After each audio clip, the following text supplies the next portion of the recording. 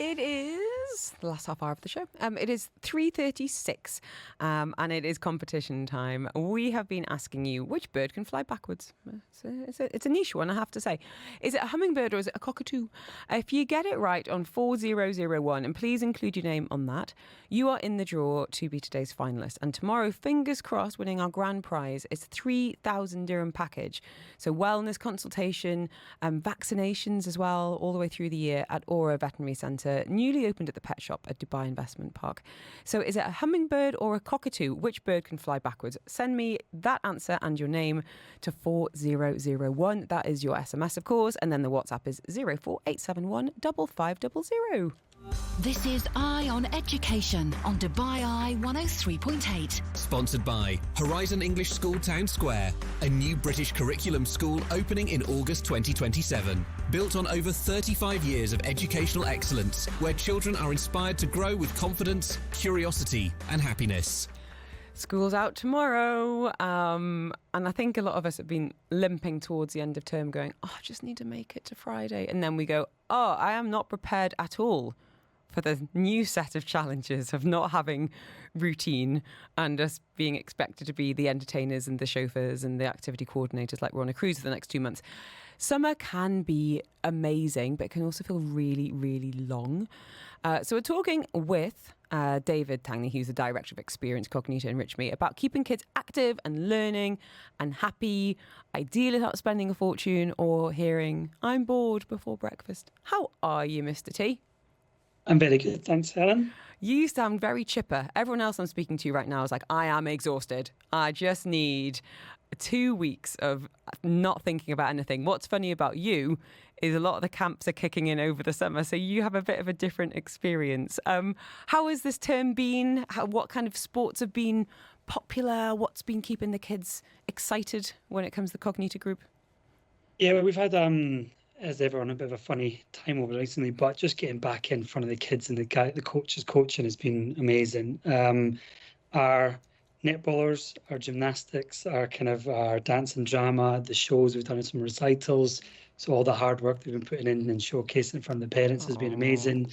Sports awards, celebrating what has been obviously a strange season, but still lots and lots to celebrate. So yeah, we've had a nice finish to the year, but I think most importantly, just getting back in front of the kids and kids seeing the coaches and being active again has just been lovely. Loving it. Exactly what that's been my big takeaway actually from the last 6 months when I speak to teachers, is that how much they just want to be face-to-face with the kids. That's how you get the best out of the kids. It's why a lot of you get into teaching. And as I said, summer can feel really intimidating. And I think a lot of parents kind of panic about this summer slide when it comes to, we've talked about academics, of course, and keeping busy on that front, but also on the movement front as well, especially if they are, I don't know if athlete sounds a bit dramatic, but, if they are on a sports team, in a club. When it comes to the fitness and activity side, David, how real is the summer slide? Should you be worried about fitness levels or techniques, skills, perhaps suffering a bit? Yeah, look, there's definitely there's a bright side and dark side to this. Like, it's good to disconnect and it's good to stop and recover.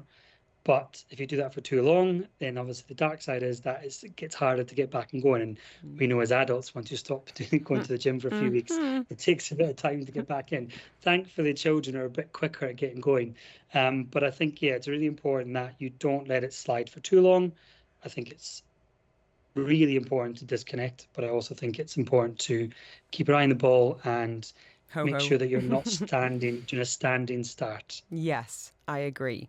And I don't want to have to go back there, but thinking about distance learning when the kids were on their iPads and sitting down and not having their PE lessons and their coaching at school campus, I think, quite a few new uniforms were purchased as a result of weight gain over the last few months. And it was like a standing start again to get back into their matches and into even their PE lessons. And I'm not saying, listen, let's beast the kids for 2 months and get them to some kind of Olympics level. I think it's about more incorporating movement and activity, and maybe that is as a family as well. How important is it that they move and, I don't know, get muddy and take risks and problem solve and just play? Yeah, I think it's critical. I call it the fundamentals, and the fun's the first part. You just have to, you can build on being a successful athlete on the pathway, but if you don't do the fundamentals, which is just learning to take a challenge, getting a bit muddy, getting a bit sweaty and enjoying yourself, and realize that you can do new things and you can explore new sports, and especially when they're kids. You don't want to kind of pigeonhole them into any sort of area too soon. And I think the summer is a really perfect chance to go, and do you know what? I've never done that before. I'm not going to do it when I'm tired. I might do it in the summer when it's less fast paced. Yes. Got more time to kind of go into it. So I think there's a real opportunities within the summer to explore new sports, or just like as you said, just stay active in general. Because the kids, we all want to do well by them, but sometimes that means absolutely packing their schedules during term time. That might be, practices before school, activities after, the dreaded weekend matches, schlepping to Silicon Oasis at 7:20 on a Sunday morning. Not my favourite activity. Glad to have a little break from that. There is something healthy, I think, about kind of slowing down a little bit. What about confidence, though, David? Is there any activities or sports that you've seen kids get a really confidence boost from that maybe as parents we aren't aware of, or we might underestimate, that you, as a teacher and now a dad as well, you kind of think actually there's a lot of value in that? Yeah, I'd probably always go back to swimming. In schools they do it great, so you get 1 or 2 lessons a week, and you might do lessons the weekend, and it's lovely to have that family time. If it's a family lesson on the weekends, I think I kind of look forward to that with my son soon. But there's a real opportunity with swimming in the summers when you can do these kind of fast track opportunities. You can do 5 days in a row, and really the progress you can make and the confidence you get from that is huge. So I always think swimming is a real, and especially in Dubai, when the first thing you want to do is jump in a pool. I think swimming is the perfect solution to, do you know what? It's going to build their confidence. It's a life-saving skill, and it's something they probably just don't get a chance to do as much as they probably want in school time and normal school time. So you can come away and do that in a pool setting, safe environment. And we've got these fast track programs going on this year, where they can do kind of an intense course daily. And honestly, the progress they make is just exceptional. Can I just say, as a parent, there's nothing like swimming to tire them out as well. I mean, honestly, it's like it's magic. I remember going to like our local swimming bath when I was learning to swim at school, and just like being absolutely ravenous and like going the vending machine looking for like the Highland toffee or the Wham bar before I was just got back on the school bus, and then practically all those kids would be sleeping on the way back to school. So that's a very selfish reason for advocating swimming, but it really does tire them out. More to your point, go on. There's a real point of like the end of it, that reward, and Mr. McCann, who you know well, would call it the shivery snack. So after you come out cold and you're that shivery, getting that snack just as the reward is kind of Highland has a toffee. Huge, specifically from a vending machine. But to your point though about confidence, it is about mastery. I think a lot of kids get a lot of confidence from mastering something, getting better at something, and we do as adults as well. But also around water confidence. I've been really surprised. I went on holiday with some friends a couple of years ago of just how ahead Dubai kids are when it comes to swimming. We went to this Euro camp, and it was a big kind of indoor leisure pool with slides and things. And our kids were a similar age, and I was like, wow, I had not realised just how great Dubai kids are at swimming because of obviously accessibility to great schools, great pools, but also just our lifestyle in beaches and going to other people's houses and hotels and things like that. And as you say, in terms of life skills, it can be literally life-saving. So if you want to send me swim, I'll send you details of the camp that David Tangney's been talking about there. Speaking of camps, though, because he is safeguarding expert, if you are signing your kids up to a camp, any questions you should be asking, make sure that you've got qualified people on board as well. How do the experts get the child to say goodbye to mum or dad if they're feeling a bit shy as well? And of course, what else is on the Cognita ENRICH ME calendar for the summer? You can get us on 4001. Dubai Eye 103.8's Weather Check. Sponsored by... Now, in about 10 minutes' time, I could be calling you. I've had loads of you sending Dubai Eye, just those words, and your name over on the text line, on the WhatsApp as well, to participate in a football quiz, putting 2 contestants head to head. The winner will be getting 4 tickets to go and watch the match tonight at Roxy Cinema's City Walk. with popcorn and soft drinks as well. It's Spain taking on Austria at 11 p.m. And if you win today, you're also in the draw tomorrow to win a massive TV and a Todd subscription too. So all you need to do is send me Dubai Eye and your name to 4001. This is Eye on Education on Dubai Eye 103.8. Sponsored by Horizon English School Town Square, a new British curriculum school opening in August 2027. Built on over 35 years of educational excellence, where children are inspired to grow with confidence, curiosity and happiness.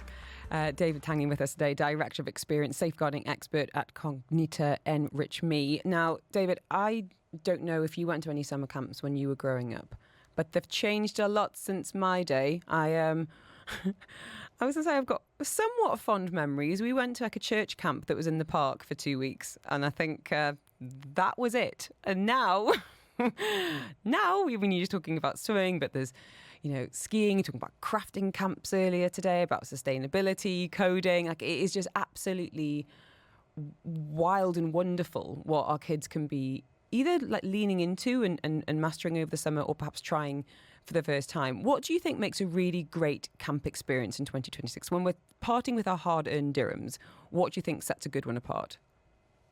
You talked about there the kind of opportunities, and there is so many opportunities. I think if you can find one that can cater for a multi-activity camp, I really find that you then are able to give a chance to the kid to enjoy what they like and what they know, but then it really gives the opportunity to then give them an experience in something they maybe didn't know they liked or never done before. So a multi-activity camp that can cater for the sporty kid, the kid that wants to do arts and crafts, the kid that wants to do both, the drama kid, everything. That if you can find one that can cater for all that, I just think it creates the variety, and that variety means the kid's not going to get bored. Although some kids will just love doing football camp all day, every day. That's fine. Yeah. There's that option available as well. What about the safeguarding questions to ask? Most of us will look at the hours, we'll look at the price, of course, location, how is it going to fit into lives if we're working, and as you say, obviously the offering. But essentially, sometimes you're handing over your most precious little people to strangers. Yeah. This is a big part of what you do. What would you be asking as a parent? First thing is the process, the onboarding process of the parent and the student. So are you asking the right questions, medical information, dietary requirements? That just knows that they're looking for a level of care. And then on top of that, then you're looking at what they have got from an operational point of view. Have they got a nurse or first aider there? Then where's the toilets? Is it separate toilets? Making sure that if it's in a school environment, perfect, that's set up to be a great provision for children because it's got those things in place. And then it's a case of ratios. It fits into health and safety and safeguarding, but the right ratios, the right level of staff for those younger students, same for the older ones. Just having the operations and logistics and schedule, that then tells me that they've thought about everything, which then in course means that, okay, they're looking out for the right things or they're preventing the wrong things happening. Lastly, before I let you get back to the last day of term tomorrow, what about Cognita ENRICH ME? What's on the calendar for camps over the summer, David?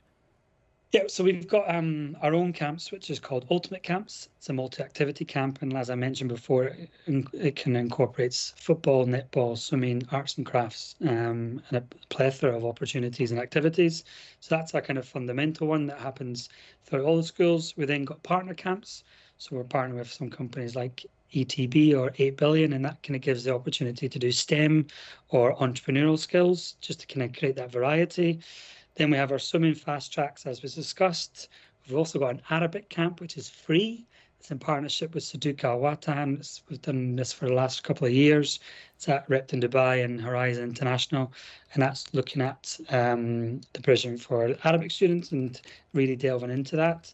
And then we've got, Performing Arts Camp, which is taking place, I think they're doing Wednesday, or some sort of kind of musical. Again, this is, I'll double check that, but just that's never happening ending. in Margis. So much of people in education getting a break over the summer. Thank you so much. If people want to send me the word camp to 4001, I'll send you details of everything David's been talking about and more. I do feel like I need to say I'm sorry about Scotland being out of the World Cup. However, the world fell in love. They fell in love with the Tartan Army. It absolute example to everyone about great crack, tidying up after yourselves in a park and just having a good dance as well. You're still going to enjoy the tournament though? I am going to enjoy it, yeah. I actually enjoyed watching England squirm a little bit last night, and I will I'm not going to lie. Continue to do there that. was something about that 6-minute goal where even me, who's English, was like, oh, that was a bit good though, wasn't it? So, yeah. So, yeah, I'll continue to do that, and just a shame that I can't put the kilt on and go and enjoy the festivities. You can. Thank you, David. An absolute pleasure as ever. Director of Experience, David Tangney from Cognita ENRICH ME, talking about the many offerings, whether your kid goes to a Cognita school or not, about sports, crafts, performing arts, and so much more. Just send me camp to 4001 and I'll send you everything that they've got going on.